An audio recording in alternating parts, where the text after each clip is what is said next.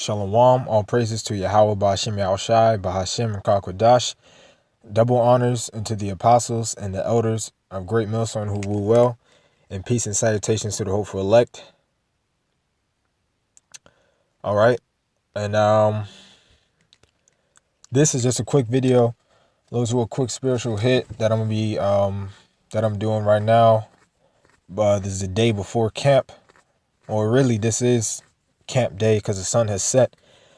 But it's Friday. I'm about to go to camp tomorrow.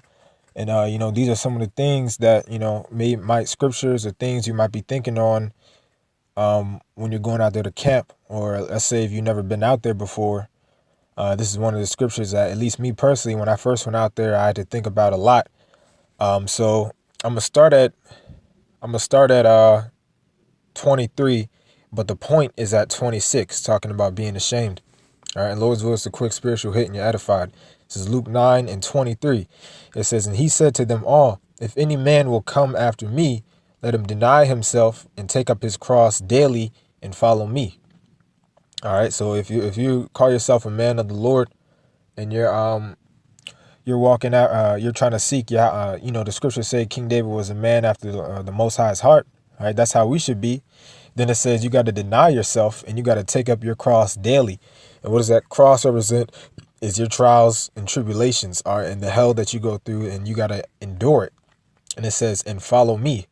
Verse 24, for whosoever will save his life shall lose it. But whosoever will lose his life for my sake, the same shall save it. All right. And what does that mean when it says, whosoever will save his life shall lose it?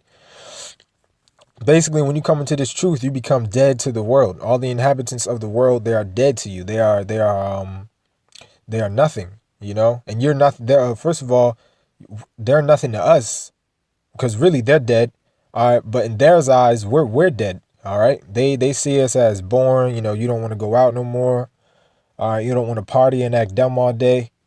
So when you come into this truth, you lose your life in the world. All right. Because you dedicate your life to this truth, to serving Yahweh Ba'ashem Yahushai. All right, verse 25, for what is a man advantaged if he gain the whole world and lose himself or be cast away? So what do you really gain, all right, in this world? You don't gain anything. All right, you gain this whole world just to die in the end. You don't gain anything. And we want everlasting life. We don't want to die, like the scripture's about to say in the next few verses. All right. So to gain the kingdom, the first, because the elect are going to be the first ones amongst Israel in the kingdom. Then you're going to have the 2/3 that are going to come back through the loins, through the seed of the elect. So we want to be a part of the first inhabitants of the kingdom, man, and rule it righteously. All right. So we got to lose our life to the world. Verse 26, for whosoever shall be ashamed of me and of my words, of him shall the Son of Man be ashamed. All right. When he shall come in his own glory and in his Father's and of the holy angels. What is the holy angels talking about? That's talking about the chariots. I just did a video today basically breaking down when the scriptures say in Revelation 12 that there was war in heaven. That war is talking about Yahushai and the chariots, which the chariots are known as the so-called UFOs today. Nothing but the vehicles that the angels of the Lord ride around in. And then you're going to have Yahushai and his chariots, and you're going to have Esau, which is a so-called white man, in his chariots. And then Esau's going to try to fight against the Lord. But ultimately, you can read about it in 2nd Esdras 13. It's starting at the top. It's a complete annihilation when they try to fight. They just get burnt up. All right. But at the top of verse 6, this is the point.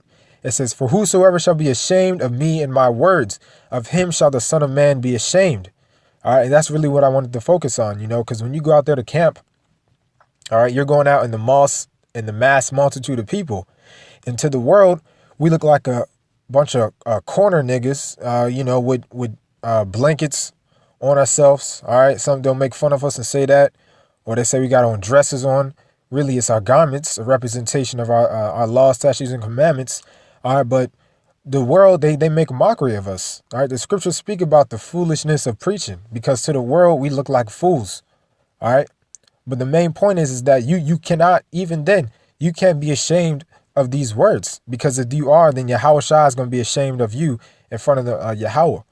All All right. So that's something, at least when I first started going out there until till this day, I meditated on. All right, because you'll be out there and before camp, like we do a prayer. All right. And at first it may seem like, wow, I got all these people watching me. But at the end of the day, there's nothing to be ashamed of, because we know that we're standing up for righteousness. All right. And at the end of the day, us doing that is gonna is what we got to do as men of the Lord. So it doesn't matter what anybody else thinks, you know. Because when you might first go out there, you might have that anxiety of people seeing you, and then you might think, well, what if they see me when I'm out somewhere? Not on camp, they would. Are they gonna call me out? All that doesn't even matter, man. The whole point, you just cannot be ashamed of the Lord. You can't think to be ashamed, and then you can't let it out. You gotta toughen up. All right, because like I said, ultimately, we are ashamed of the 2/3. There's nothing for us to be ashamed about. All right, we're not doing anything wrong, you know. But let me see if I have any more. Verse 27. But I tell you of a truth, there be some standing here which shall not. Which this is talking about reincarnation, by the way, or gets into it. It says, which shall not taste of death till they see the kingdom of the Most High. So when Yahushua said this, all right, when he was talking and he said this, are you telling me that there's people from 2,000 years ago who are walking the earth 2,000 years old? No, that's not true. That's talking about when they come back in the reincarnation, when the prophets and the men of the Lord come back in the reincarnation. All right, in this lifetime, the elect, at least the ones who are martyrs, if I'm saying it right, then we're not going to die. Which, like I was talking about earlier, we want to be the first inhabitants of the kingdom. And then even if you do die, if you are a man of the Lord who happens to die, you have to die to show your faith, then the scriptures say that you're going to be the first one risen up. All right, but this scripture proves reincarnation, because it says there be some standing here which shall not taste death. And they did die 2,000 years ago. So that's talking about when they come back, their spirit comes back in the reincarnation, But like I said, that was just a quick spiritual hit that I wanted to say on. Basically to not be ashamed. When we go out there in the multitudes of the people, speak proudly, because we're speaking the words of Yahweh Bashem Yahshai. Speak with confidence. All right. So with that, Lord's will, you were edified. All praises to Yahweh Bashem Yahshai, Bahashem Rakakwadash. Double honors unto the apostles and the elders of Great Millstone who rule well. And peace and salutations to the hopeful elect. Shalom.